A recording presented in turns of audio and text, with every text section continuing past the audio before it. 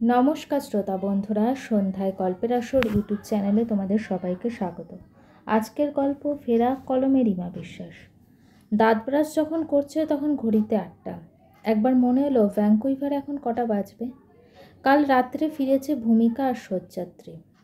তিস্তার বিয়ে, দাদা বৌদি হিসাবে দায়িত্ব অনেক, আর এই দায়িত্ব বৌদি যেন বারবার গলা চেপে চেপে ধরছে। কি শান্তিতেই না ছিল ভ্যাঙ্কুইভারে। শয্যাত্রীর ব্যাংকে চাকরি, ভূমিকার সংসার সামলানোর সঙ্গে নতুন শুরু করেছে হ্যান্ডক্রাফট আইটেমের ছোট্ট বিজনেস। তার হাতের কাজ ভালো বরাবর।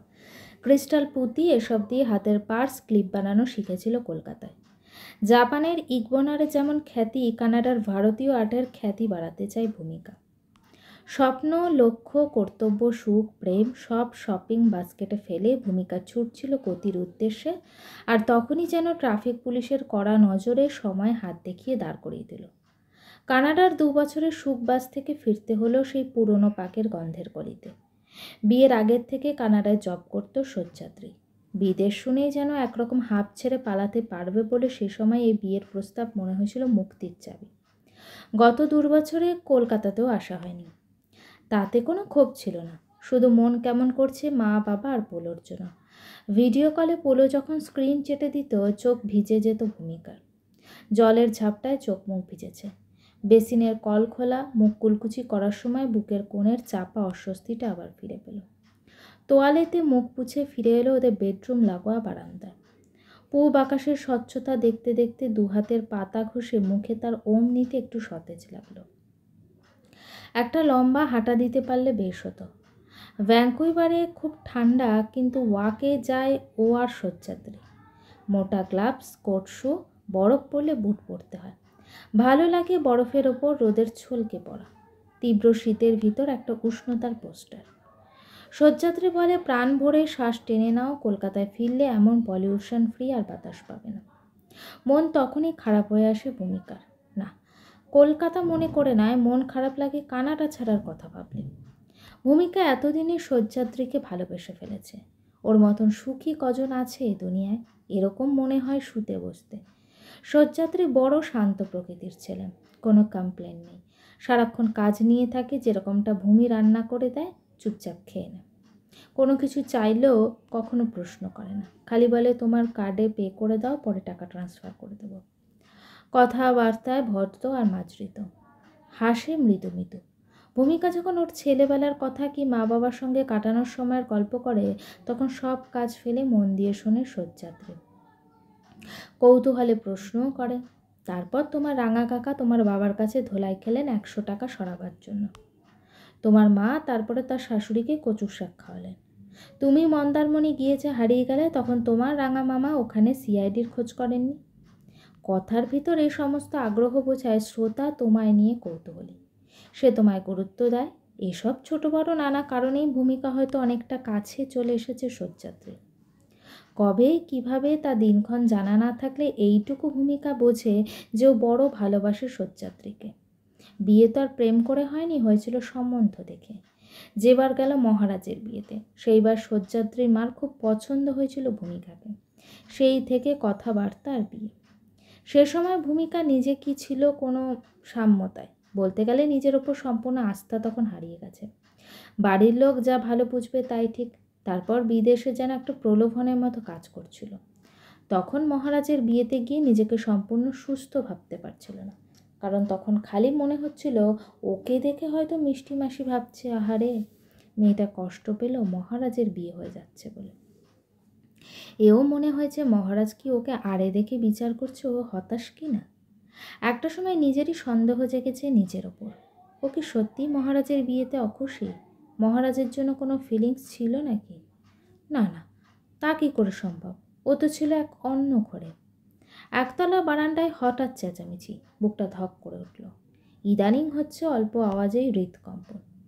গলাটা শয্যাত্রীর। বুক এবার ধকধক করতে শুরু করলো। বারান্দায় ঝুঁকে ভূমিকা বোঝার চেষ্টা করছিল কি হচ্ছে।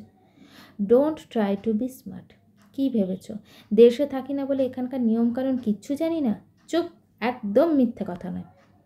সামনে দাঁড়িয়ে একটা সন্ডা গোছের লোক, সেও তেড়ে আসছে। আমার থেকে কাজ করিয়ে বলছেন টাকা দেবেন না। কতই কথা হয়েছিল, 1,500-এর অফার হয়েছিল, এখন বলছো 10,000 লাগবে। চুন সিমেন্ট বালু নিয়ে কত পড়লো বলুন। পাশে এসে দাঁড়িয়েছে তিস্তা। ওর স্বভাব মতো খিলখিল হাসিতে বলল, দাদার কাণ্ড দেখেছো, একটা মিস্ত্রির সঙ্গে লেগেছে সকাল সকাল। ডলারে তো কামাচ্ছিস বাবু, নয় দিয়েই দিলি 2 পয়সা বেশি। পিছন থেকে চুরির ছনছন শব্দে ঘুরে দাঁড়ালো দুজনে। অন্নপূর্ণা মেয়ে আর ছেলে বউয়ের মাঝে এসে দাঁড়ালেন। এই ভোরে তাই স্নান সারা হয়ে গেছে, খুব সম্ভবত বারান্দার তুলসী গাছে জল দিতেই এসেছেন, হাতে পিতলের ঘটি। বললেন, তুই কি দাদাকে চিনিস না তিস্তা? ডলারে কামাচ্ছে বলে কি সে অন্যায্য আবদার শুনবে? সেটা কোথাও অপরাধকে আশকারা দেওয়া হবে না। তিস্তার ঝলমলে মস্করা মুখ নিমিষে মলিন। ভূমিকার দিকে ফিরলেন অন্নপূর্ণা। বললেন, তুমি নিশ্চয়ই এটুকু আমাদের সজুকে চিনেছ ভূমি।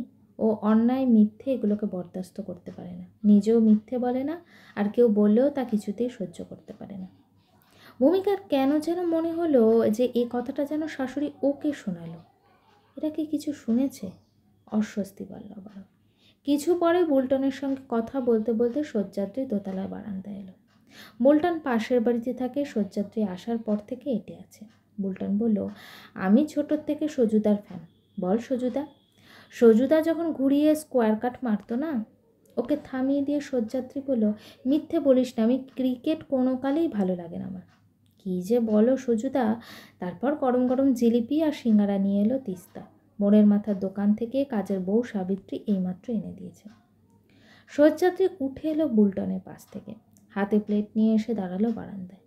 ভূমিকার পাশে খুব আদুরে চোখে তাকালো ওর দিকে। বুকটা ভয়ে কেন যেন কুঁকড়ে গেল ভূমিকার। আসতে বলল, বুলটনের কাছ থেকে উঠে এলে ও কি ভাববে? যারা ভেবে চিনতে নিজের স্বার্থপূর্তির জন্য কাজ করে তাদের নিয়ে আমি ভাবি না। ওর এখন ভিসার দরকার, আমি ওখানকার সিটিজেন। আমার থেকে ইনভিটেশন লেটার জোগাড়ের কায়দা। কিন্তু সোজাসুজি বলবে না ইডিয়েট একটা ফেক। চুপ করো তো, শুনবে। ভূমিকা সতর্ক করে। একতলা চাতাল পেরিয়ে গেটের বাইরে সরু ঢালাইয়ের রাস্তা। সে রাস্তা ধরে বাজার হাতে যাচ্ছিল জীর্ণ চেহারার একজন ছেলে। একবার হাত তুলে শয্যাদ্রীকে জানান দিল। শয্যাদ্রী উপেক্ষা করল। এগুলো কি অহংকার নয়? এমন তো শয্যাদ্রী নয়। খারাপ লাগলো ভূমিকার। বলল, ওই ছেলেটিকে যে অ্যাভয়েড করলে, অবস্থা মনে হয় খুব একটা ভালো না। না, একটা প্যাথোলজিক্যাল ল্যাবে ব্লাড টানে। আমরা একসঙ্গে স্কুলে ছিলাম, সে সময় ক্রিকেট খেলতাম আমি, পিনাকি আর ওই যে গেল। সিঙ্গারায় কামড় দেয় শয্যাদ্রী। বলে, সুব্রত। একবার খেলতে গিয়ে আমার বলে পিনাকির থুতনি ফেটে গিয়েছিল। তোর বাড়ির লোক এসে আমার বাবাকে যাচ্ছে তাই গালাগাল করলো। তারপর থেকে আমি আর পিনাকি কেউই কারোর মুখ দেখাদেখি করতাম না। একই স্কুলে পড়লেও দুজন দুজনকে সবসময় এড়িয়ে চলতাম। সুব্রত আমায় বলেছিল পিনাকির উচিত ছিল ওর বাবাকে আটকানো। এক্ষেত্রে পিনাকি তোর লেখাপড়া ভালো হওয়ার জন্য হিংসায় এমনটা করেছে। ও বলেছিল ও পিনাকির সঙ্গে কোনো যোগাযোগ রাখে না। কিন্তু পরে জানলাম ওর সঙ্গে পিনাকি মাঠে খেলতে যায় এবং বাড়ি পর্যন্তও যায়, দহরম মহরম। এদের বলে বিশ্বাসঘাতক। মনে রাখবে, যে তোমার থেকে সত্য লুকোচ্ছে সে কখনোই তোমার মিত্র নয়। কিন্তু শয্যাত্রী, ওগুলো তো ছোটোবেলার কথা, তখন কি কেউ অত বুঝে কিছু করে? ভূমিকার দিকে ফিরে শয্যাদ্রীর মুখে জিলিপি পুড়ে দিল নিজের প্লেট থেকে। এমনভাবে হাসলো যেন ভূমিকা কত অবুঝ। তারপর বলল, ওই থেকেই তো প্রবৃত্তি বোঝা যায় ভূমি। বাবলা গাছের চারা বড় হয়ে কি আর অসত্য গাছ হয়? শয্যাদ্রী চলে গেল হেসে। মুখের জিলিপি ছোট ছোট টুকরোয় খেতে খেতে গলার কাছে নোনতা স্বাদ পেল ভূমিকা। সময় যেন শক্ত হাতে ধরে সাই সাই করে ঘোরাচ্ছে। আগে পিছে অজস্র দৃশ্য, হাসি, কান্না, ঠাট্টা। একটা হতবাক ভূমিকার নিষ্প্রাণ ছবি। অনু, সেই তো সূত্রপাত। শয্যাত্রী স্কুলকালের বন্ধু সুব্রতর মতনই ছিল ভূমিকার সেই কলেজকালের সখী। একসঙ্গে উঠেছে, বসছে, টিফিন ভাগ করছে, দাঁড়িয়ে আছে নোট জেরক্স করার জন্য জেরক্সের দোকানের লাইনে। ফুচকা খেতে গিয়ে ধাক্কা এলো পিছন থেকে। বুক ধরাস করে উঠেছে। পিছন ফিরে দেখে অনু। আমায় ফেলে খাবি? ওর পাতা থেকে একখান তুলে মুখে পড়ে চিবোতে চিবোতে বলো, তারপর তোর বরের খবর কী রে? হ্যাঁ, সেই সময় অনুরাগকে কলেজের অনেকেই ওর বর বলতো। বেশ উপভোগ করতো ব্যাপারটা ভূমিকা। প্রথম দেখা হলো কলেজের সরস্বতী পুজোয়। মেরুন পাঞ্জাবি পরা ছেলেটাকে দেখ, সবচাইতে হট। কলেজের মেয়েগুলো যখন ওই একটা আলোচনা। হলুদ তাঁত সিল্ক পরেছিল ভূমিকা। বুঝতে পারছিল মেরুন পাঞ্জাবি বড্ড বেশি নজর পাঠাচ্ছে। তারপর একটা সময় কোথা থেকে উড়ে এলো একটা গাঁদা ফুল। সব একসঙ্গে হো হো করে উঠেছে ছেলে মেয়ে যারা ওখানে ছিল। সামান্য নার্ভাস তখন ভূমিকা। কে যেন পাশ থেকে বলল, ওই গাঁদার প্রতি পাপড়ির প্রেমের কথা বলে। তারপর হো হো হাসি। অনুরাগ অন্য কলেজের ছিল, সেবার ওদের কলেজে এসেছিল সরস্বতী পুজোয় ছুতোয় মেয়ে দেখতে। পরপর কয়েকদিন ও চক্কর দিল কলেজ চত্বরে, তারপর হুট করে ফোন নাম্বার চাইল। তারপর চলল ঘন্টার পর ঘন্টা কথা। কখনো যদি একবার ফোন মিস করেছে অনুরাগ, তো পর মুহূর্তেই একেবারে দিশাহারা হয়ে ফোন করে বলতো, সো সরি, আমি ফোন শুনতে পাইনি, বলিয়ে গোলাম আপকি খিদমত মে ক্যা পেশ করে। ওর আদব কায়দার ভূমিকাকে গুরুত্ব দেওয়ার ধরনে নিজেকে একটা ছোট্ট নক্ষত্রের জগতের মনে হতো। প্রেম যখন মজেছে, তার সুগন্ধ যখন ছড়িয়ে দূর থেকে, তখনই মিষ্টি মাসির ডাক এলো বাড়িতে। মিষ্টি মাসি লেক গার্ডেনে বাড়িটা ছেড়ে দিচ্ছে, নতুন করে শিফট হচ্ছে গড়িয়াতে। তার জিনিসপত্র আনপ্যাকিং করতে সাহায্য করতে আসবে ভূমিকা। ও খুব ভালো ঘর সেট আপ করতে পারে। সেই কাজেই যখন সবে মিষ্টি মাসির নতুন রেন্টের ফ্ল্যাটের সিঁড়িটার মুখটায় দাঁড়িয়ে, তখন হুট করে একটা পাইন গাছের মতো লম্বা ছেড়ে এক তারা প্যাক করা বাক্স হাতে ধরিয়ে দিয়ে বলল, নাও নাও নাও ধরো। তার পিছু পিছু কুলিরা জিনিস নিয়ে আসছে। মাসি দরজা খুলে দাঁড়িয়ে তাদের জিনিস রাখার ইনস্ট্রাকশন দিচ্ছে, উধার উ জানলা কে কোনে মে, উ দরওয়াজে কে পাস মে। ভূমিকা তো থম মেরে দাঁড়িয়ে, কে এই 3 তলা বাড়ি? ভাই কে এই ছেলে? বাক্সগুলো একটা সাদা কাপড়ে মোড়ানো উঁচু বস্তুর ওপর রেখে তখন 2 হাত ঝাড়ছে ভূমিকা। এতটা ভারী যে হাত টনটন করছে। 3 তলা বাড়ি তখন কাপড় মোড়া সোফায় গায়ে দিয়েছে। তার লম্বা লম্বা ঠ্যাং সামনে ছড়িয়ে বলছে, কাকিমা দুপুরে কি খাওয়াবে আগে বলো, হেব্বি খিদে পেয়েছে। মিষ্টি মাসি বলল, ডালে চালে খিচুড়ি করি, রান্নাঘরে আমার কাল সন্ধ্যেতে সেট করা হয়ে গেছে। সে লাফিয়ে উঠল, না না খিচুড়ি না, তার চাইতে প্লেন ভাত আর আলু ভাজা। খিচুড়ি খেলে খান, নইলে উপোস দিন। মিস্টার, সরি নামটা তো জানা নেই। ভূমিকা মাঝে আসে। সে চোখ পিটপিট করলো, এ কি, কাকিমাও আমায় চেনে না বলছে? তুই যেন কত চিনিস, মিষ্টি মাসি বলে। সে ভিক্ষের মতো উত্তর দেয়, আমি ওকে বঙ্কুর অন্নপ্রাশনে দেখেছি। বঙ্কুর বড় মামার ছেলে। সে এখন ক্লাস 10-এ পড়ে। মিষ্টি মাসি যদি খুব অল্প বয়সে স্বামী মারা যায়, তাই আর ছেলে মেয়ে হয়নি। এই ছেলেটি তার ভাসুরের ছেলে। উনি বললেন, বঙ্কুর অন্নপ্রাশনের সময় তোর কত বয়স বল দেখি মহারাজ? পুরো 10। মিষ্টি মাসি হাসে। আর ভূমিকা তখন 8। কী করে মনে থাকবে? মহারাজ একটু যেন নিরাশ হলো। তারপর সারল খাওয়া। ভূমিকার চাপে সেদিন একরকম জবরদস্তি খিচুড়ি খেলো। মুখ সিটকে বলল, এও অখাদ্য ছিল কপালে। দেখ এরপর যদি তোর কপাল খোলে। ভূমিকার দিকে চেয়ে একটা প্রচ্ছন্ন ইঙ্গিতে কথাটা বলল মিষ্টি মাসি। বিকেলের দিকে মহারাজ চলে গেলে ভূমিকা যখন মোড়ক থেকে শোপিসগুলো বের করছে, তখন মিষ্টি মাসি বলল, মহারাজ কিন্তু খুব ভালো লেখা পড়াশোনায়, আর পুনে থেকে ম্যানেজমেন্ট পড়ে এখন কলকাতায় ভালো কোম্পানিতে আছে, স্যালারি ভালো পায়, ফিউচারে সেটেল হতে পারে। কার কথা বলছো? ওই 3 তলা? আঙুল দরজার দিকে রেখে ভূমিকা ঠোঁট ছুঁড়ে অবজ্ঞা প্রকাশ করলো। হ্যাঁ রে হ্যাঁ, আমার মনে হচ্ছিল ওর তোকে ভালো লেগেছে। সে কোন ছোটোবেলায় দেখে, নইলে মনে রাখে? ওর ছোটোর থেকেই মনে হয়। ওয়েট ওয়েট মিষ্টি মাসি ওয়েট। মিষ্টি মাসিকে থামিয়ে ভূমিকা যেন যত তাড়াতাড়ি সম্ভব তত তাড়াতাড়ি এই নাছোড় সম্পর্ক থেকে মুক্তি চায়। আমি অলরেডি এঙ্গেজড। সেও খুব ভালো লেখাপড়া, এখন দিল্লিতে আছে, MBA করছে। ভূমিকা তখন শুধুমাত্র অনুরাগী কেন্দ্রীভূত। একজনের সঙ্গে কমিটেড রিলেশনে গিয়ে কেন অপরজনকে শুধু আশা দেখাবে? কিছুদিন হয়েছিল অনুরাগ দিল্লিতে গেছে। প্রথম 6 মাস সকাল বিকেল রাত্রে ফোনে পাগল করতো অনুরাগ। সব সময় এক কথা, ভাল লাগছে না, আমি ফিরছি, ভিডিও কল দাও, আর পারছি না তোমায় না দেখে, উফ এবার তো হাঁপিয়ে যাব। কিন্তু ধীরে ধীরে কমলো ব্যাকুলতা। ভূমিকার খারাপ লাগলো, আবার স্বস্তি। খারাপ লাগলো এই ভেবে তবে কি ভুলে গেল ভূমিকাকে এত তাড়াতাড়ি? আর স্বস্তি এলো এই ভেবে, যাক তবে পড়ায় মন বসেছে। কিন্তু এরপর যেন ভূমিকার ফোনেও অরুচি এলো অনুরাগের। ফোনেও আর কখনো করতো না ফোন। ভূমিকা ফোন করলে দায়সারাভাবে বলতো, হ্যাঁ। ফোন কেন করে না জিজ্ঞেস করলে খেকি উঠে বলতো, আমি কি এখানে ফুর্তি মারতে এসেছি? আমার লাইফে একটা টার্গেট আছে, বাপ মার স্বপ্ন পূরণ করার জেদ আছে, ফালতু কথার কাহাতক বলবো। ভয়ে ফোন করা বন্ধ করে দেয় ভূমিকা। কখনো আবার নিজেই মেসেজ করতো অনুরাগ, কী করছো, শরীর কেমন, খেয়েছো কি না। খুব অবাক লাগতো, আবার ভয়ও। ও কোনো বাজে পরিস্থিতিতে নেই তো? ও ফ্রাস্ট্রেটেড বা ডিপ্রেসড নয় তো? ও রুমমেটরা ভালো তো? বন্ধুরা? বাসে উঠে ওপরে রডটা ধরে দাঁড়িয়ে দাঁড়িয়ে ভাবছিল এসবই। একবার এও ভাবলো যাবে নাকি দিল্লি, গিয়ে দেখে আসবে সব কিছু ঠিক আছে কিনা। তখন ফিরছে কলেজ স্ট্রিটের অংশু স্যারের কোচিং থেকে, রাত প্রায় 8:15। বাসে বেশ ভিড়, ঠেলাঠেলি, কাদাকাদি। বাস জামে দাঁড়ালে দরদর ঘাম হচ্ছে, আষাঢ় আর শ্রাবণের মাঝামাঝি সময়। কিপটে বর্ষার চাপে আবার উঠে আসতেও চাইছে জোর করে ধামাচাপা দেওয়া গরমটা। সামনে রথ, ফুটপাত ভর্তি ছোট মাঝারি সাইজের রথ, পতাকা, একটা পার্বণের আমেজ। একটা সময় মনে হলো যে অনুর গলা যেন কানে এলো। বাসের ভিড় তখন একটু পাতলা হয়েছে। বাসের পিছন দিকে দরজার মুখটায় দাঁড়িয়ে অনু।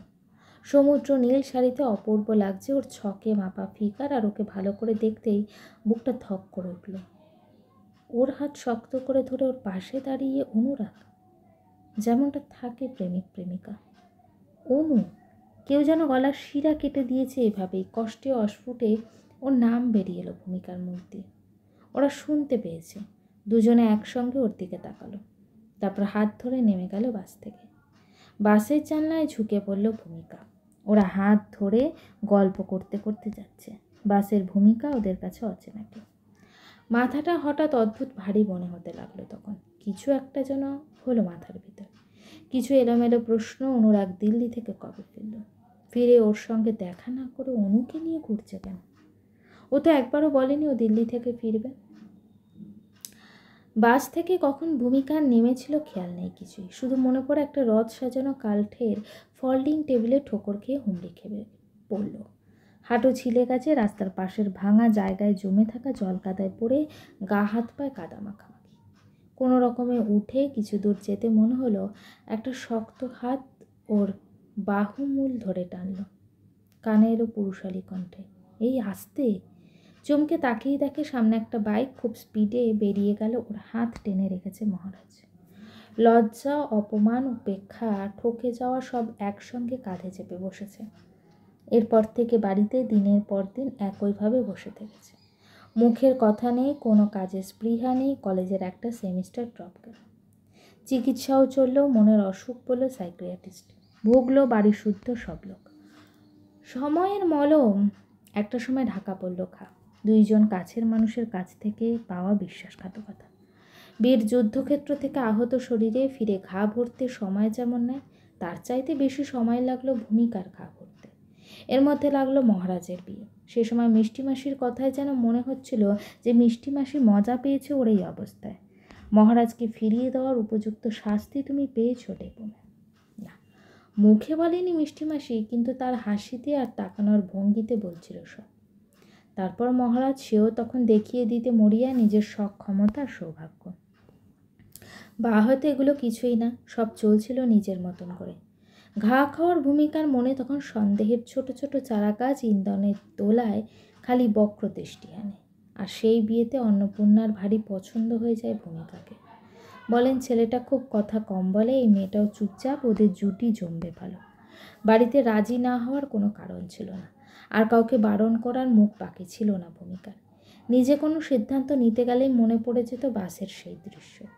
কিন্তু আজ প্রায় 3-3.5 বছর পর নতুন করে বুকের কাছটা ভারী হওয়ার কারণটা যে ফিরে ফিরে খোলাতে চাইছে বন্ধ করে রাখা ডায়েরির পাতা, যা আজ পর্যন্ত বলার প্রয়োজন মনে করেনি শয্যাত্রীকে।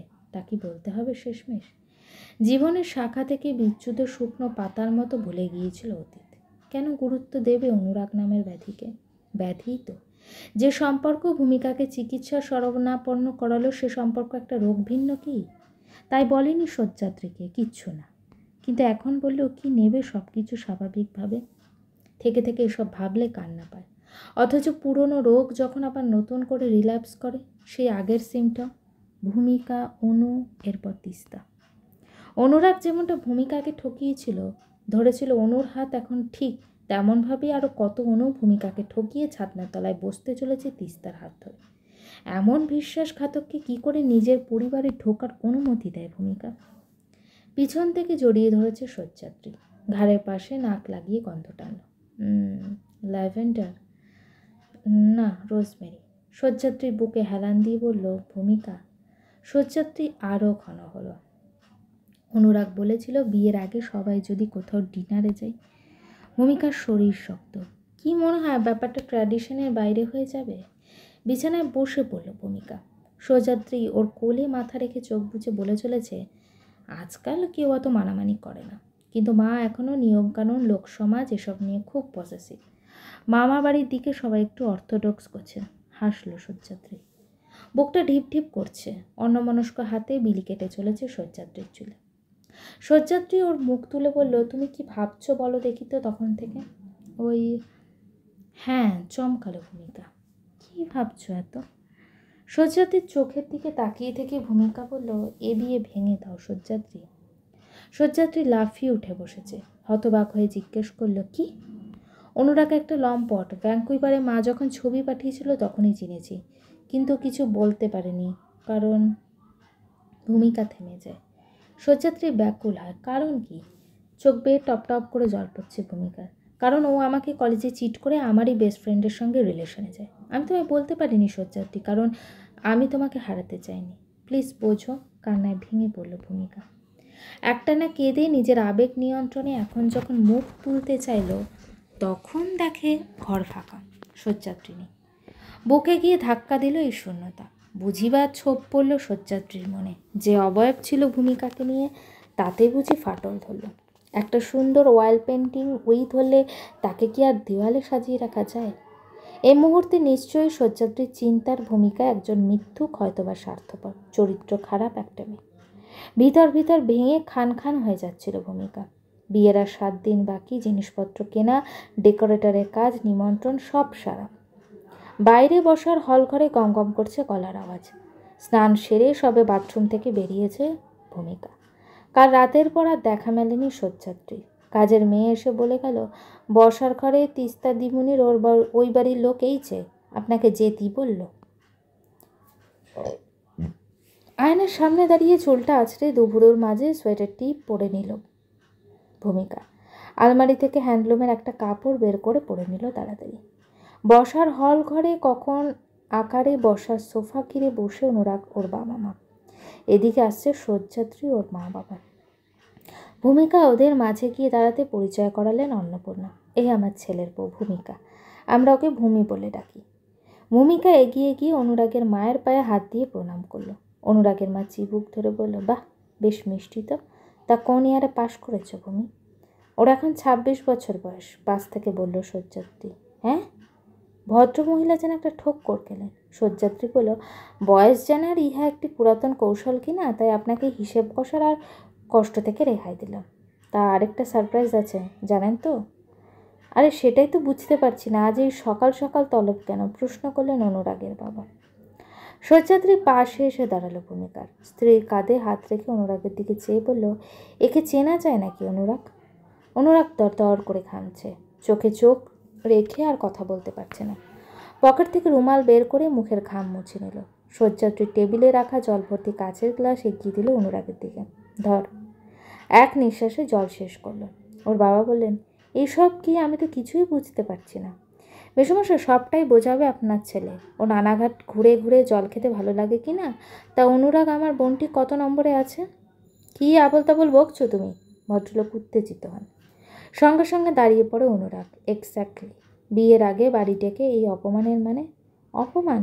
যারা নিরীহ মেয়েদের মন নিয়ে খেলে তাদের বোধশক্তি থাকে বুঝি? কার মন নিয়ে খেললো আমার ছেলে? অনুরাগের মা মার মুখী প্রায়। শয্যাত্রী সোফায় বসে বসেই বলল, এ বিয়ে হবে না মাসিমা, কারণ আমার স্ত্রী মনে করেন তার ননদের জন্য এই পাত্র ঠিক নয়। আপনি একটু আগে ওর কলেজ পাস আউটের ইয়ার জানতে চাইছিলেন না? তা ও আর অনুরাগ একই ব্যাচের, শুধু কলেজ আলাদা ছিল। আমার মিসেস ওর সব ঠিকুজি বের করে এনেছে। তা এতদিন পর কেন? আগেই তো মানা করতে পারতেন। এখন যখন সব ঠিক হয়ে গেছে তখন কেন? মেজাজ হারান অনুরাগের বাবা। কারণ আপনার ছেলে তো সারপ্রাইজ খুব পছন্দ, হুট করে নিজেকে বদলে সামনের মানুষকে চমকে দিতে ভালোবাসে, উত্তর দেয় শয্যাত্রী। অনুরাগের বাবা উত্তেজিতভাবে সোফা ছেড়ে উঠে বললেন, আমার ছেলে, ওর বিয়ের অভাব হবে না, আপনারাই এবার ভুগবেন। সেসব প্রাগৈতিহাসিক যুগের কথা দাদা, এবার উঠে দাঁড়ান অন্নপূর্ণা। আমার মেয়ের বিয়ে আমি ধীরে সুস্থেই হাতে সময় নিয়ে দেব, কিন্তু ঠুনকো রেপুটেশন দেখাতে গিয়ে তার ভবিষ্যৎ কখনো নষ্ট করব না। তিস্তার বিয়ে ঠিকই হবে, কারণ ও সৎ আর ওর পরিবারও সৎ। আপনি আপনার ছেলের চিন্তা করুন। আপনার মতন অভিজাত পরিবারে না কখনো, আমাদের মতো অভিজাত পরিবারে কখনো লম্পটদের জায়গা দেয় না। ঠিক আছে। ভদ্রলোক চলে যাচ্ছিলেন, রোয়াবে তাতে হঠাৎ অনুরাগের ব্যবহারে উত্তেজনার ঠেলা লাগলো। আঙ্গুল তুলে শয্যাত্রীকে বলল, আমার ক্যারেক্টার খারাপ বলার আগে একবার আপনার ওয়াইফের ক্যারেক্টার কীরকম, ভূমিকাও কিন্তু আমার সঙ্গে প্রেম। কথা শেষ হওয়ার আগেই শয্যাত্রীর সপাটে চর কষালো অনুরাগের গালে। আমার স্ত্রীর নাম মুখে আনার আগে মুখে আনার সাহস করলে কী করে? চোয়াল প্রায় বেঁকে গেছে অনুরাগে। গালে হাত বোলাতে বোলাতে কিছু একটা বলতে যাচ্ছিল। শয্যাত্রী তাড়া করা ভঙ্গিতে কোমর সামান্য ঝোঁকালে সে পিছন ফিরতে ঠোকর খেলো ডেকোরেটরে রাখা লম্বা টুলে। তারপর একেবারে তাড়া খাওয়া কুকুরের মতোই অদৃশ্য হলো পরিবার। ভূমিকা ছলছলে চোখে তাকিয়েছিল শয্যাত্রীর দিকে। সে তখন ওর মায়ের সঙ্গে কথা বলায় ব্যস্ত। মা, তুমি এত লিবারেল হলে কবে থেকে? বুনিয়াদি কি কখনো অন্যায়কে আশকারা দেওয়া? আমি তো এটুকু মানি মা, যাহা সত্য তাকে ব্রডলি অ্যাকসেপ্ট করাই আধুনিকতা। তুমি তো বহুত মডার্ন মা মিডিয়ার। তিস্তা ছুটে বেরিয়ে এসছে ওর ঘর থেকে, আর আমি? তুই তো ওর সঙ্গে প্রায় 6 মাস ঘুরেছিলি, কিছু টের পাসনি? অন্নপূর্ণা জিজ্ঞেস করলেন। না, পাইনি, কিন্তু দাদা যখন বললো তখন রিসার্চ করলাম। হু ইজ অনু? বৌদির কলেজে গ্রুপ সার্চ করে মেম্বারদের খাটালাম, পেলাম না, কিন্তু একটা পোস্ট পেলাম, সেটা দেখে শিউরে উঠি। অনু মিত্র প্রেমে দাগা খেয়ে সুইসাইড করেছেন। একজন অনেক কথা লিখেছেন, তার মধ্যে অনুরাগের নাম মেনশন করা ছিল। স্পষ্ট লেখা ছিল ওই ছেলেটিই নাকি ওর এই পরিণতির জন্য দায়ী। আমি তো দাদাকে জড়িয়ে ধরেছি তখন। দাদা, তুই আমায় বাঁচালি। ভাগ্যিস তুই সংকোচ না করে সব বলেছিলি ভূমি, নইলে তো কত বড় বিপদে পড়তাম আমরা, বল। ভূমিকার কাঁধে হাত রেখে অন্নপূর্ণা বললেন।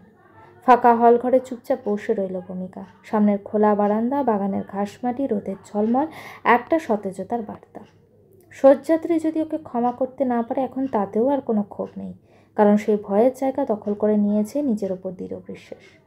ভূমিকা আরেকজনের জীবন নষ্ট হওয়ার হাত থেকে বাঁচিয়েছে ওর পরিবারকে, আর এখানেই ওর ফেলে আসা হেরে যাওয়া মেয়েটা জিতে যাওয়া। ভূমিকা ভয় পেয়ে অন্যায় হতে দেয়নি, এর চেয়ে আর কী বা সততা দেখাবে। পিঠে হাতের স্পর্শ পেয়ে ঘুরে তাকালো ভূমিকা। শয্যাত্রী সোফার হাত তোলে বসলো সে। কি ভাবছো এখনো? তুমি রাগ করনি আমার ওপর? শয্যাত্রী মুখময় হাসি ছড়িয়ে বলল, কাল যেভাবে বলছিলে আমি তোমাকে হারাতে চাইনি, ওভাবে আরেকবার বলবে? এক লাফে সোফা ছেড়ে উঠে পড়ল ভূমিকা। আরে কি মুশকিল, আমি তো ভালো কথাই বলছিলাম, শয্যাত্রী চেঁচিয়ে বলছে। ভূমিকা বেরিয়ে এসেছে বাগানে। মাটির গন্ধ, রোদের স্পর্শ, গাছের সবুজ অনুভূতি, সত্যি এর আগে তো পাইনি এইভাবে। বুকের ভেতরটা বড় হালকা। না, শুধু শয্যাত্রীকে ফিরে পাওয়ার আনন্দ নয়, এই আনন্দ আবার করে আগের নিজেকে খুঁজে পাওয়া। গল্পটি কেমন লাগলো অবশ্যই কমেন্ট করে জানিও। আর আমার চ্যানেলে গল্পগুলো যদি তোমাদের ভালো লেগে থাকে, চ্যানেলটিকে সাবস্ক্রাইব করে প্লিজ পাশে থেকো।